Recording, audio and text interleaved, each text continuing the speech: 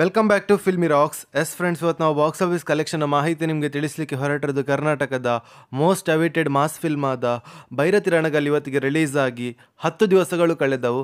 ಅದೇ ರೀತಿ ನಿಮಗೆಲ್ಲರಿಗೆ ತಿಳಿದಿರುವಂತೆ ಈ ಫಿಲ್ಮ್ ಗೀತಾ ಪಿಕ್ಚರ್ಸಲ್ಲಿ ರಿಲೀಸ್ ಆಗಿದೆ ಅಂತ ಹೇಳಬಹುದು.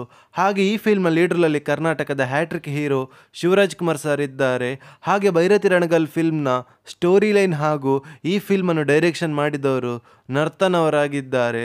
ಹಾಗೆ ಭೈರತಿ ರಣಗಲ್ ಫಿಲ್ಮ್ನ ಬಜೆಟ್ ಬಂದು 30 ಕೋಟಿ ಆಗಿದ್ದು, ಬಿಡುಗಡೆಯಾದ 10ನೇ ದಿವಸದ ಬಾಕ್ಸ್ ಆಫೀಸ್ ಕಲೆಕ್ಷನ್ ಮಾಹಿತಿಯನ್ನು ತಿಳಿದುಕೊಳ್ಳೋ ಮೊದಲು ಯಾರಾದರೂ ನಮ್ಮ ಚಾನಲ್ಗೆ ಹೊಸದಾಗಿ ಭೇಟಿಯಾಗಿದ್ದರೆ ದಯಮಾಡಿ ಶಿವರಾಜ್ ಕುಮಾರ್ ಸರ್ನ ಅಭಿಮಾನಿಗಳು ನಮ್ಮ ಚಾನಲ್ಗೆ ಸಬ್ಸ್ಕ್ರೈಬ್ ಮಾಡಿ. ಯಾಕೆಂದರೆ ನಾವು ಡೈಲಿ ಬಾಕ್ಸ್ ಆಫೀಸ್ ಕಲೆಕ್ಷನ್ ಮಾಹಿತಿ ನಿಮಗೆ ತಿಳಿಸ್ತಿರ್ತೀವಿ.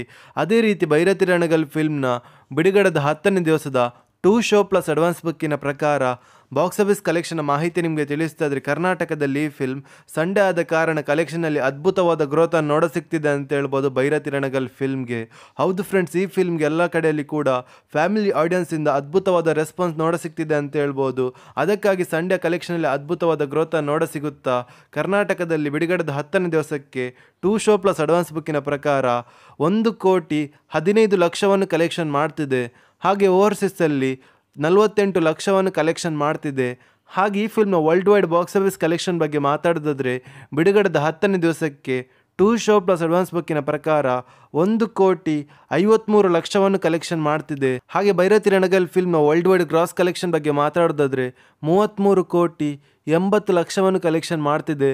ಹಾಗೆ ಈ ಫಿಲ್ಮ್ನ ವರ್ಲ್ಡ್ ವೈಡ್ ನೆಟ್ ಕಲೆಕ್ಷನ್ ಬಗ್ಗೆ ಮಾತಾಡೋದಾದರೆ 24,50,00,000 ಕಲೆಕ್ಷನ್ ಮಾಡುತ್ತಾ ಅದ್ಭುತವಾದ ಕಲೆಕ್ಷನನ್ನು ಮಾಡ್ತಿದ್ದೆ ಅಂತ ಹೇಳ್ಬೋದು ಭೈರತಿ ರಣಗಲ್ ಫಿಲ್ಮ್.